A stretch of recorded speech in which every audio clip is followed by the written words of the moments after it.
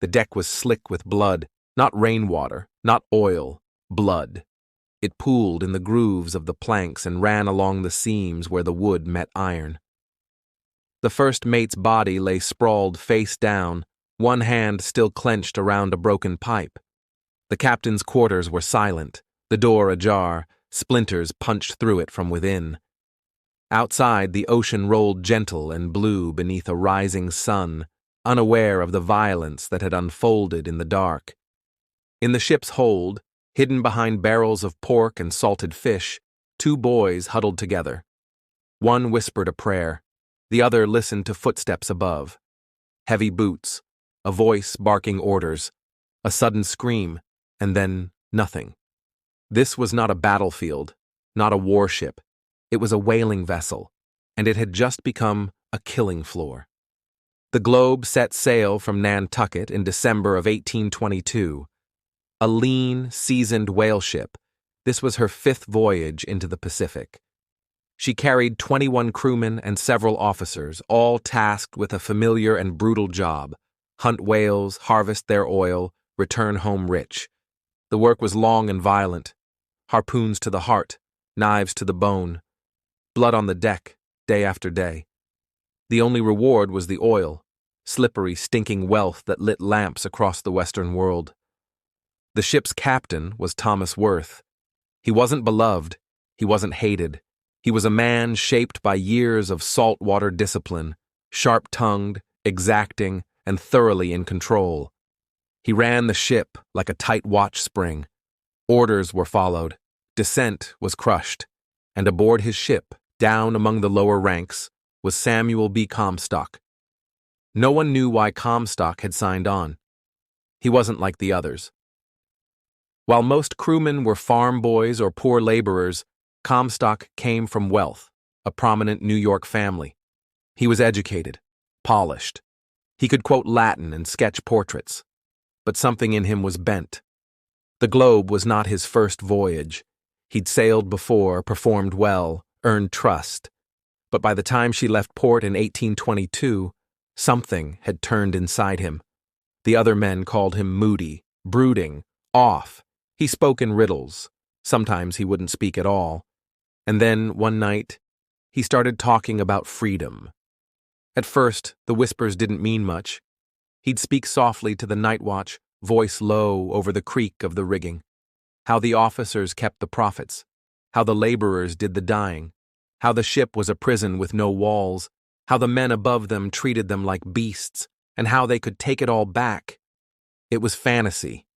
Sailors heard things like it before. But Comstock wasn't ranting.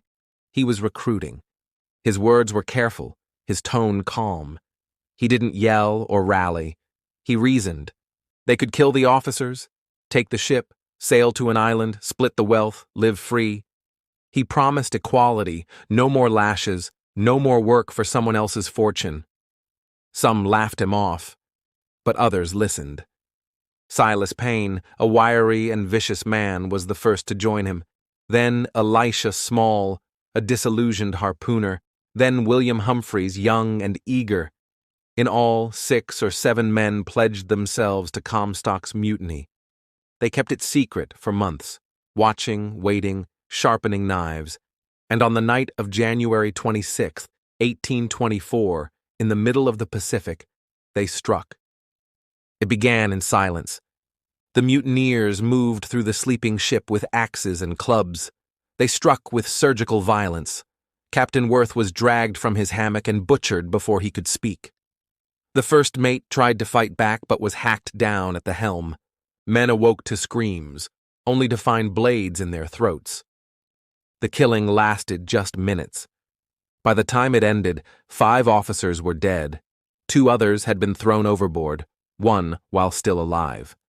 Those not aligned with the mutineers were either imprisoned below or forced into compliance at the edge of a blade. The crew gathered on deck the next morning to a scene from hell. Blood pooled around the mainmast. Flies already buzzed. The sails flapped in windless air. And Comstock stood before them like a king, calm and unbothered, the blood of his captain still wet on his boots. That's when the story took a turn. Comstock wasn't interested in returning to America. He didn't want gold. He didn't want freedom. He wanted a kingdom.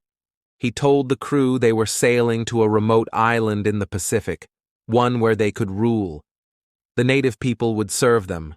The ship would be their fortress. And he, Comstock, would be their ruler. He had become unhinged. He wore the captain's jacket, carried the captain's pistol. He began barking orders, rewriting the ship's rules, deciding who ate and who starved. His inner circle, the original mutineers, began to realize they hadn't created a democracy.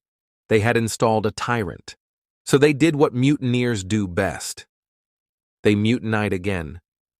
One night, just days after the first massacre, Silas Payne entered Comstock's quarters with a blade and cut his throat in his sleep. No trial, no warning, just blood. What followed was chaos. With Comstock dead, the ship had no direction. The remaining mutineers argued. Some wanted to continue to the Marquesas, others favored retreat. The Globe drifted, lost in purpose and morality. Eventually, the men sailed to Mili Atoll, a thin necklace of islands in the Marshall Chain. It was remote, lush. It looked like salvation. They went ashore with guns and supplies, hoping to build a camp, perhaps a colony. They tried to befriend the native islanders, but mistrust was immediate. The white men barked orders. They demanded food, space, and obedience. The islanders watched, waited, and then they struck. In the span of a few nights, the islanders attacked the camp in waves, ambushes with spears and clubs launched under the cover of jungle and moonlight. The mutineers died one by one. Some drowned trying to flee. Others were butchered where they slept. By the time the U.S. Navy arrived weeks later, only 2 white men were alive on the island. Their names were William Ley and Cyrus Hussey. They weren't mutineers. They were barely more than boys. During the initial slaughter aboard the Globe, they had hidden in the hold, quiet, unseen, trembling, as their friends were murdered above them. They had survived Comstock, survived Payne, and when the others went ashore, they stayed behind. That act, more than any other, likely saved their lives. The islanders spared them, possibly out of pity, or perhaps because they didn't see them as a threat.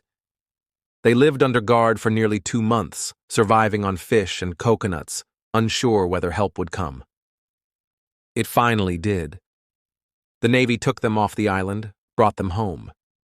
They told their story in full. The Globe was recovered, stripped, and eventually retired. It never sailed again.